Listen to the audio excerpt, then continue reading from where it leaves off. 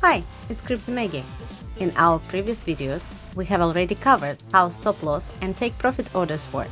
They describe the situation when the trigger price is reached and the whole position has to be traded. In this video, we will focus on what to do if you want to trade only part of the coin or part of your position. For this, we will explore the tool called pending orders that allows us to place stop loss and take profit orders only for a fraction of the coin or part of the position. So let's illustrate it. We have 1 Ethereum and we want to set stop loss and take profit for half of the position. So let's click on the pending orders tab. As you can see here, there are 4 required fields. The top one is issue an order when the price is reached. Well, if you don't fill it in and leave the value on not entered, then the other fields just won't activate. The current Ethereum price is 0.03452. So we would want to place a market sell order for half Ethereum when the price reaches 0.0343. In fact, it is our stop loss order.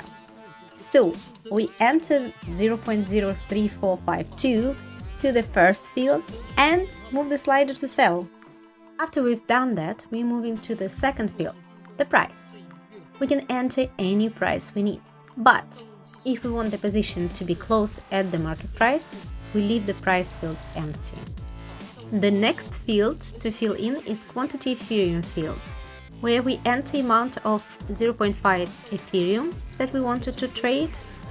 And if we were trading Bitcoin, we would leave this field empty and place the required amount of Bitcoin to be traded into the fourth amount Bitcoin field.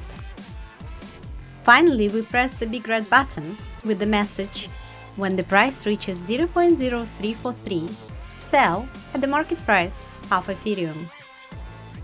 And that's all. This pending order now will be our stop loss order for that half Ethereum that we wanted to trade.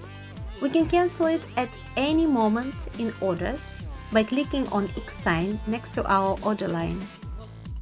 If we want to place a take profit order, we follow all the same steps.